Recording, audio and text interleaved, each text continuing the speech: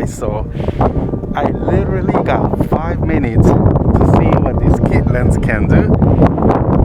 And there are flowers. Sakura hasn't bloomed yet, so there are a couple here and there. I try to get as many as I can before I head to work, and I'll show you guys what a good quality kit lens can do. So here we go, let's go.